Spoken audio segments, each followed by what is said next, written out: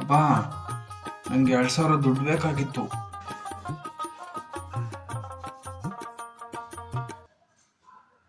ಯಾಕಪ್ಪ 2,000 ನಿಂಗೆ?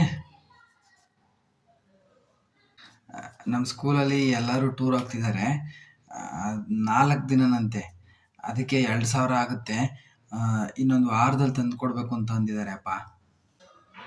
ಇದಕ್ಕಿದ್ದಂಗೆ 2,000 ಅಂದರೆ ತುಂಬ ಕಷ್ಟ ಆಗುತ್ತೆ ಕಣಪ್ಪ. ಅಪ್ಪಾಜಿ, ಇದೊಂದು ಸಲ ಕೊಡು, ಇನ್ನೊಂದು ಸಲ ಕೇಳಲ್ಲ. ನನ್ನ ಫ್ರೆಂಡ್ಸ್ ಎಲ್ಲರೂ ಹೋಗ್ತಿದ್ದಾರೆ, ಅದಕ್ಕೆ ಇದೊಂದು ಸಲ ಹೋಗಿ ಬಂದ್ಬಿಡ್ತೀನಿ. ಆತು ಮಗ, ನೀನು ಬೇಜಾರಾಗಬೇಡ, ನಾನು ಹೆಂಗೋ ಹೊಂದಿಸ್ತೀನಿ. ಅವರು ಕೇಳ್ತಿದ್ದಂಗೆ ಹೋಗಲ್ಲ, ಎಲ್ಲಿದೆ ತಂದು ಕೊಡ್ತೀಯ? ಮಕ್ಕಳಿಗಿಂತ ಹೆಚ್ಚಿಂದ ಎಲ್ಲಾರ ಬಡ್ಡಿ ತಂದು ಕೊಡೋಣ ಬಿಡು. ಈ ಸಲ ರಾಗಿ ದುಡ್ಡು ಬರುತ್ತಲ್ಲ, ಆವಾಗ ತೀರ್ಸಿರಾಗುತ್ತೆ. ನಮಗೆ ಕಷ್ಟ ಆಗುತ್ತೆ ಅಂತ ಮಕ್ಕಳ ಸಂತೋಷನ ಕಿತ್ಕೊಳಕ್ಕಾಗುತ್ತಾ?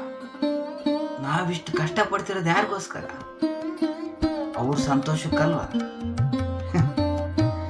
ಹೋಗಿ ಕೆಲಸ ನೋಡು, ನಾನು ಹೋಗಿ ದುಡ್ಡು ಇಸ್ಕೊಂಬತ್ತೀನಿ.